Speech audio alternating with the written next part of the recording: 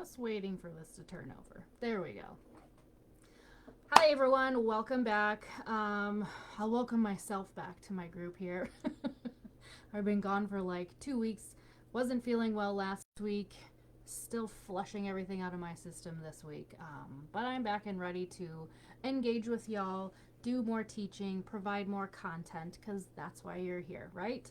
To learn about fairy tale of chronic illness and pain, how to heal, what you can do, that kind of stuff, right? So I'm in right now in the middle of a conversation with one of my coaches as we speak, as I'm doing this live, right?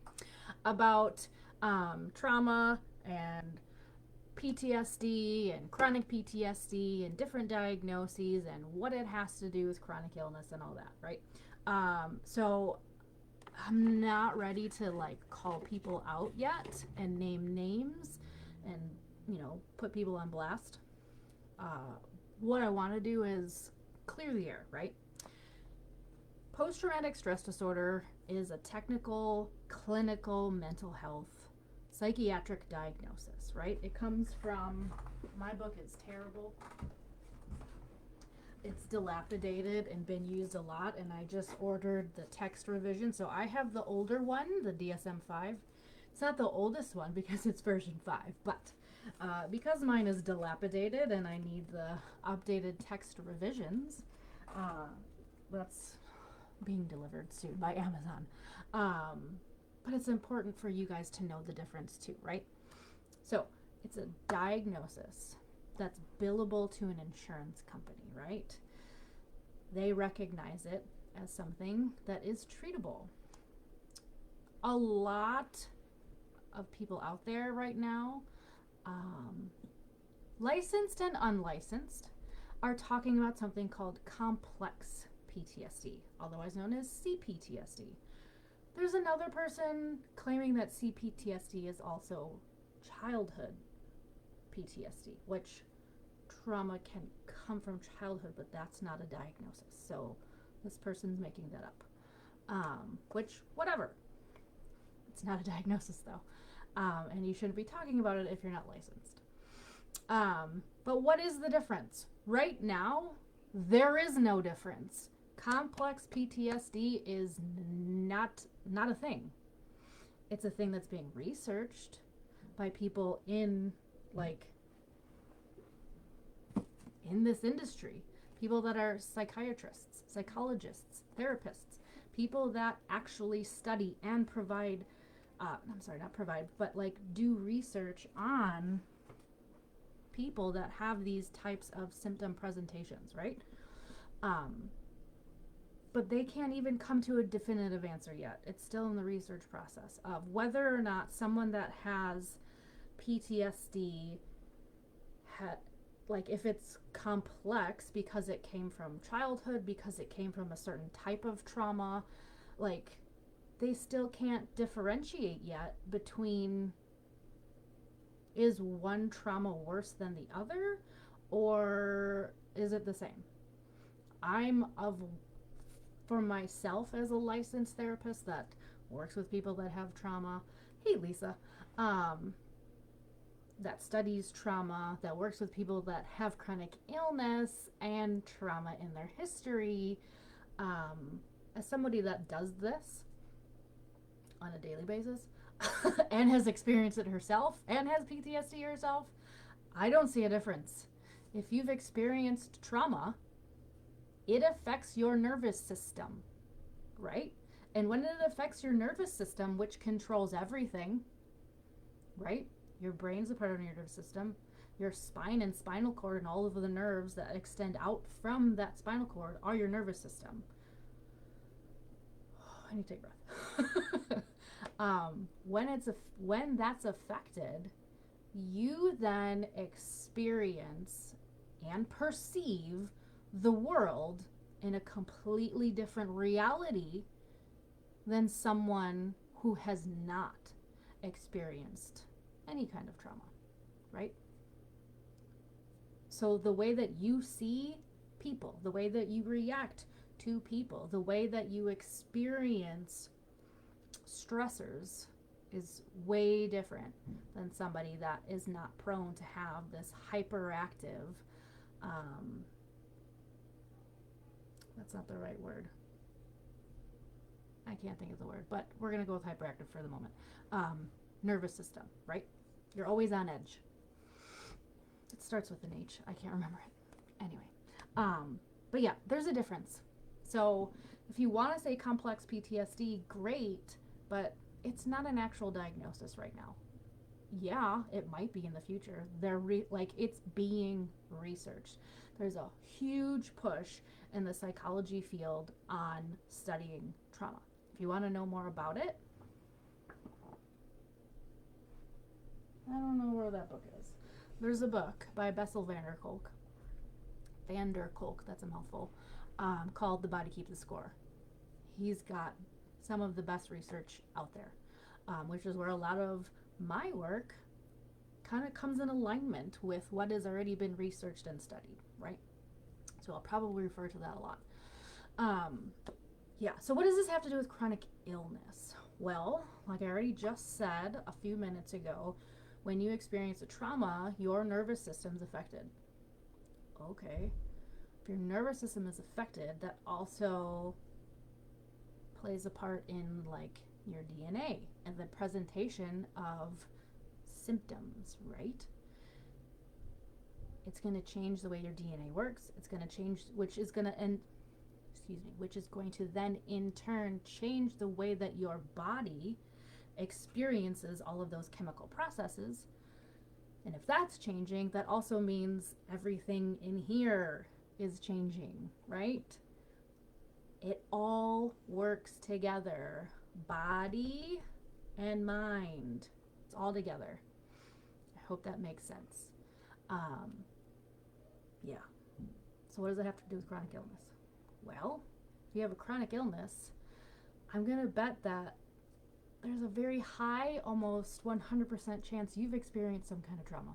Whether that is childhood trauma, whether it's sexual trauma, whether that's financial trauma, whether that's religious trauma, whether that's physical trauma, whether it's any kind of abuse, like anything. Chronic illness is probably attached to it, right? So if you've never heard this before, yeah, I'm hoping that I'm giving you a little aha moment, which is why, as a licensed therapist, I focus on this, because nobody's talking about it. Nobody. So, if I've now triggered you, because you're like, oh my God, I never put that together, drop me a comment below or send me a DM. I would be happy to help you find someone to talk to, right?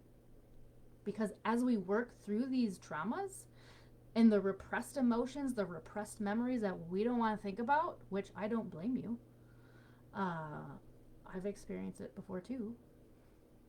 And a lot of times, because I've done so much of my own healing work, I forget that it happened. Like, to me, that was 5 lifetimes ago.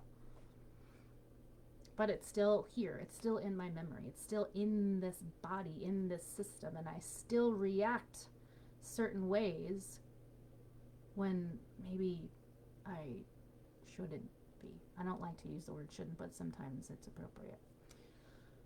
For instance, I was in an abusive marriage. Divorced that person in 2012? 2012. So it's been a hot minute, right? I've seen several therapists since then. If you have a question about several therapists, ask. I think you should see more than one. My husband, so this is the thing that happened recently. My husband continuously asks me, hey, when are you going to be home? When are you going to be home from work? When are you going to blah, blah, blah? When can I expect you at home? Well, one day I got really irritated and was like, I don't know. He's like, well, why are you so frustrated? Why do you get mad every time I ask you? I'm like, that's a good question. So I thought about it, and it came right away. My ex-husband would always want to know where I was every second of the day. So I told him, I was like, oh, that's nothing to do with you. Right? So if we can start to work on ourselves Work on these things that trigger an emotional reaction to like a simple question, like, when are you going to be home? Because I mean, he just wants to know if he should do some work, if he should make dinner, if he should be by, eat by himself, do his own thing, right? Like a normal question that a husband would ask his wife, vice versa, or from a child, from a parent, whatever. But it had this visceral response for me, like, why the fuck do you want to know? Like, that kind of thing, that kind of reaction, right? Simple question can trigger very bad, very negative, very visceral, traumatic responses. And that's what a flashback can look like. Even though you're not like re-experiencing it in your mind, your consciousness is reacting to something in this present moment that's reminding you of something that happened 5, 10, 20, 30, 40, 50 years ago. That is what people are claiming is the difference between complex PTSD and PTSD. I think it's the same. And that's what it has to do with chronic illness. This is a long talk. So when you have all of that emotion, can you think about how much emotional energy can be stuck inside your body if you've never dealt with it or looked at it again and just like swallowed it down, repressed it? Nope, I don't want to look at that. That doesn't exist. It never happened. It did, and it's affecting you still. Can you see how keeping that bottled up can cause your body to be like, fuck this, I don't know what to do with this. There comes fibromyalgia. There comes rheumatoid arthritis. There comes cancer. Like, yeah, cancer is one of those too. Like, any one of them. Name one. Something happened. Deal with it. When you start to talk about those things, that tension, that extra energy inside of your body that's all knotted up and twisted and maybe even bouncing around like crazy, it goes away. Your body starts to relax and calm down. You can breathe again. There's not so much anxious tension. Like you're not like this all the time, trying to hold on and walk on eggshells. You can walk on a flat floor again. Visually, so to speak, right? It goes away. Now, are you 100% healed and like you don't experience any of your symptoms anymore? Maybe. Or maybe it's just you can function as a regular person in the world again. Amen. Okay, thank you for listening to my rant. If you liked it, give me a thumbs up, give me a heart, comment below if you have questions or have any type of response. Share it as well. My coach wants me to try to share this too, so I have to figure out if it's shareable. And if it's not, we'll figure it out together. So, all right, great to be back. Let me know if you have questions. Love y'all. Have a good weekend.